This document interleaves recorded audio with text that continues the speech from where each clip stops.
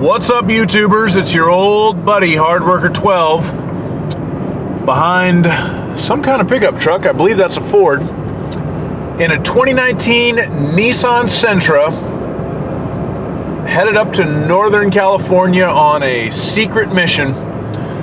And I'm going to see just how many real-world miles per gallon we can get out of a tank on this thing. I'm currently on Interstate 5 headed north. I am just going to stick to the fast lane, which typically means speeds between 70 and 80 miles an hour. I just filled up 5 miles ago. I've got 13.2 gallons of fuel on board approximately. And we reset the old Tripperoonie. So we're going to see how we do. Stay tuned.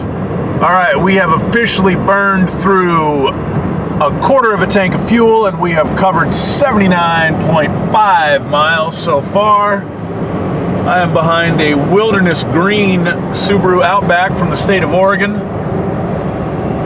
maintaining somewhere between 70 and 80 miles an hour. I haven't even changed lanes since my last bit of film, just going with the flow of traffic. So we'll see what we can do. I'll check in with you when we hit half a tank. All right, so here we are. We're down to half a tank, and we've only covered 158.1 miles in the 2019 Sentra, which doesn't seem very good to me. I have been maintaining between 70 and 80 miles an hour, and it is pretty windy. I don't think you can tell that from what's going on outside right now. But we have a pretty good wind out of the west, I believe, today. I don't know how much that's affecting fuel economy, but so far we'll see. I don't think we're doing very good gas mileage wise. I believe this car is rated 37 MPG highway by the U.S. Environmental Protection Agency, but we'll see what we actually do. Stay tuned. All right, y'all, we are down to 1/4 of a tank. We have covered 243.5 miles. We have hit some traffic. Good gravy. Some ugly Infiniti out of Florida in front of me. You're a long way from home, pal. So we'll see how far we can get. I seem to remember I was down around this fuel tank reading when I filled up, and it only took around 8.5 gallons. So I'm thinking that maybe this gauge reads, the gauge reads low. So there might be a little bit more fuel in there than it thinks. Let me see if I can figure out. It thinks we have 78 miles until empty. All right, well, I'll be back with you when I decide that I actually need to put gas in this thing. And we'll be back.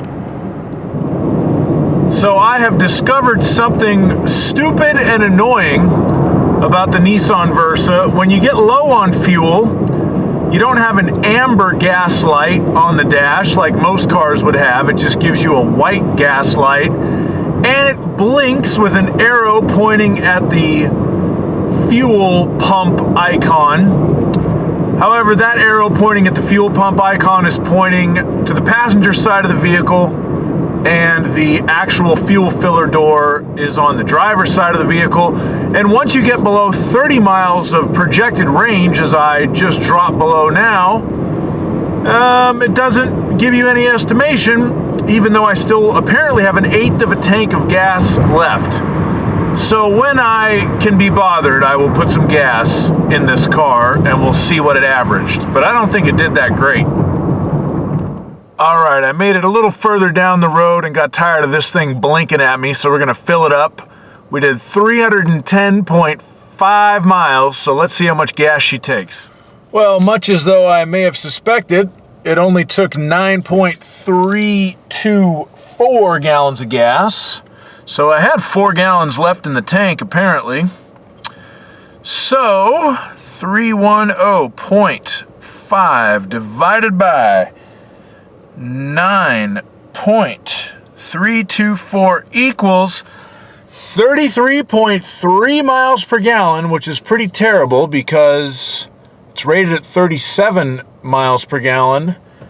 And I did a somewhat similar drive in my 2020 Subaru Impreza that has a bigger engine and all-wheel drive, and it averaged, I think, 36.1.